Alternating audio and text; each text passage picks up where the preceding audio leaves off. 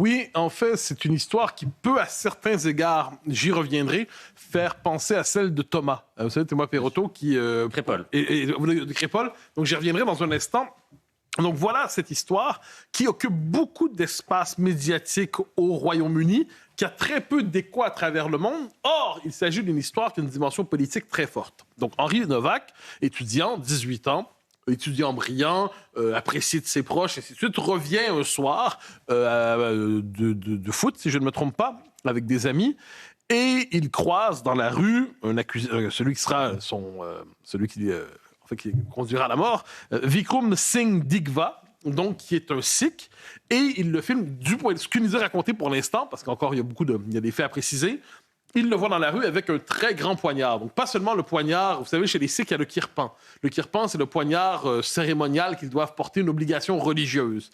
Mais il y a aussi donc, un très grand poignard, et il le voit. Et Henri Novak le filme dans la rue.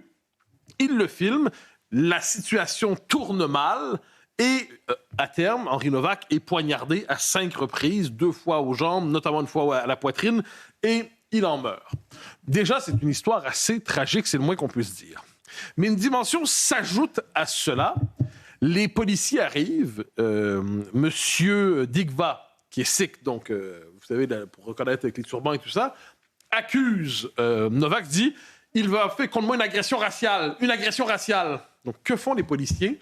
Ils passent des menottes à l'homme qui saigne par terre, qui est en train de se vider de son sang, d'Henri Novak. Donc, il décide de menotter ce pauvre garçon, parce que la victime dans les circonstances, c'est celui qui a été victime de propos racistes et non pas celui qui s'est fait poignarder.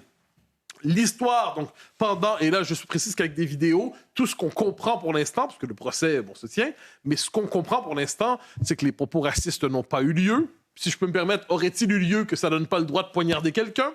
Parce que M. Digva dit « Il a cherché à m'arracher mon turban, à m'enlever mon kirpan, à m'enlever mon couteau, tout ça. Il me filmait. » Donc, pour ce qu'on comprend pour l'instant, il y a un récit fantasmé, d'autant que la mère de Digva est accusée s'être présentée sur les lieux, avoir retiré l'arme. Donc, autrement dit, avoir cherché à dissimuler des preuves. Qu'est-ce qui est intéressant à travers cela sur le plan politique? Pourquoi ça occupe tant d'espace médiatique en Grande-Bretagne? Parce que dans une situation comme celle-là, l'accusation de racisme verbal a été jugée plus importante que la situation d'un homme qui saignait poignardé par terre. Donc, ce que l'on peut dire pour l'instant, c'est qu'on se demande si... on ne sait pas s'il a été tué parce que blanc. Ça, c'est une chose. Mais ce qu'on sait, c'est que les policiers, dans les circonstances, décident de considérer que c'est lui le danger principal parce que blanc, et il est occulté. Et le récit de ce meurtre atroce est occulté médiatiquement parce que blanc. Alors, vous me direz, c'est peut-être exceptionnel. Je vous répondrai pas vraiment. Les grooming gangs, dont on parlait encore la semaine dernière ici, pourquoi on a décidé de ne pas porter attention pendant des années à ces gangs pakistanais, dans ce cas-là, qui pratiquaient l'esclavage sexuel des jeunes blanches issues de la classe ouvrière? Et je dis le mot blanche, pourquoi? Parce que c'était un esclavage sexuel racialement cherché. C'est-à-dire cette dimension-là était cherchée.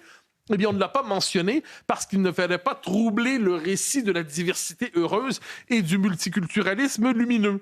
De la même manière, en Allemagne, ça c'est tout autre chose, c'était il y a 1 an et demi, je m'en souviens encore, donc il y a une scène un peu de trouble à l'ordre public, et les policiers se jettent sur l'agressé plutôt que sur l'agresseur, parce que l'agressé était associé à l'extrême droite, comme on dit, on le suspectait d'être d'extrême droite, donc les policiers se tournaient vers l'agressé dans les circonstances, parce qu'il était mal connoté idéologiquement ou politiquement. Donc, qu'est-ce qu'on voit à travers cela? Il y a un système de préférence raciale inavoué ou avoué qui existe dans nos sociétés, mais contrairement à ce qu'on dit, ce n'est pas un racisme systémique à l'avantage de ceux qu'on appelle les Blancs, mais c'est un racisme anti-blanc militant, mais que l'on ose nommer. Autre question que l'on se pose à travers ce sujet, bien évidemment, Mathieu Bock-Côté, c'est comment expliquer cette difficulté à nommer le racisme anti-blanc?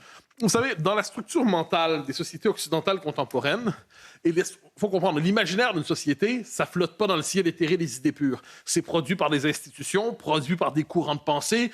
Ceux qui maîtrisent l'université et les médias ont une véritable capacité d'influence. Or, la thèse dominante est la suivante: le racisme est blanc et le blanc est raciste. Et le non-blanc ne peut pas être raciste parce qu'à la rigueur, il peut avoir des réflexes d'autodéfense raciale, mais le racisme est un système à l'avantage des blancs. Et De l'autre côté, le racisme anti-blanc est une théorie d'extrême droite. On a fini par le comprendre. Dans cette logique, eh bien, c'est une lecture de l'histoire aussi qui se présente. L'Occident a un sens, le monopole du mal. L'Occident, le monopole du mal, il est racisé, donc ceux qui auraient subi la domination de l'Occident, eux ne peuvent jamais être dans une situation d'agression, de conquête, de contre-conquête.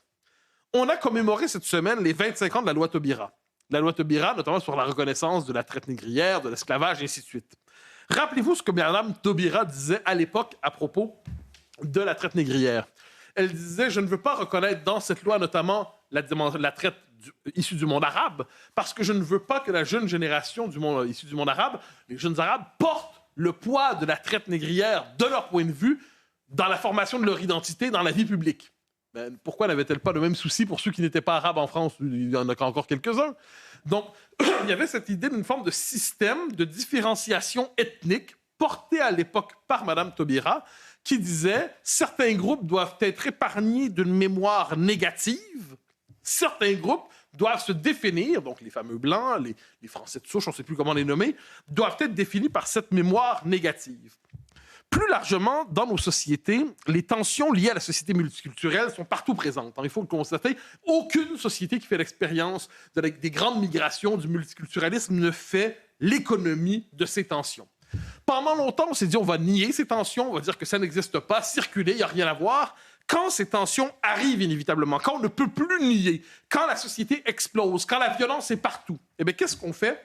On trouve un système d'explication qui permet de neutraliser la dimension ethnoculturelle. Je vais vous donner quelques exemples. Rappelez-vous, tout récemment, on en a parlé ici, la loi portée au Sénat et demain à l'Assemblée sur l'entrisme islamiste. Le ministre de l'Intérieur, pour l'instant, veut une loi non plus sur l'islamisme, non pas sur l'entrisme islamiste, mais sur l'entrisme en soi. Donc une loi qui officiellement prétendait, au tout début, le prétexte d'origine, c'était lutter contre l'islamisme, mais dans un deuxième temps, finalement, c'était pour lutter contre tous les potentiels ennemis de la République. Je vous annonce, c'est certain, demain, avec une telle loi, eh bien, ce sont les groupes identitaires ou dits d'extrême droite qui seront ciblés. Parce qu'on est incapable de nommer le danger de l'islamisme, alors on décide de frapper sur tout le monde et finalement, on frappera sur ceux qu'on devrait protéger. De la même manière, quand on parle d'ensauvagement général de la société, sans noter que la violence qui vient est inégalement distribuée parmi les groupes culturels ou ethnoculturels que nous connaissons à cause des vagues migratoires. De même, quand on parle du harcèlement de rue, les femmes victimes de harcèlement de rue, on va nous dire qu'on en connaît tout autant à Versailles, par exemple, que dans le 9-3 ou dans certains, dans d'autres quartiers de Paris. Donc on va dire oui, Versailles, c'est le véritable lieu. Rappelez-vous, dans les suites de la Manif pour tous, on disait l'homophobie en France, non, il n'y a aucune dimension culturelle, ou alors c'est Versailles qui nous contamine. Alors j'y reviens, il y a l'idée d'une forme de racisme structurel qui domine nos sociétés. Les Blancs en sont seuls coupables. Le problème, c'est lorsque les Blancs sont tués en tant que Blancs, rappelez-vous la séquence de Thomas à Crépol, eh bien on fait tout pour l'occulter, le nier. Lorsque le racisme anti-blanc pourrait être une circonstance aggravante, on la nie. Et lorsque vous êtes poignardé, c'est encore vous le coupable potentiellement. C'est ce qu'on a vu au Royaume-Uni.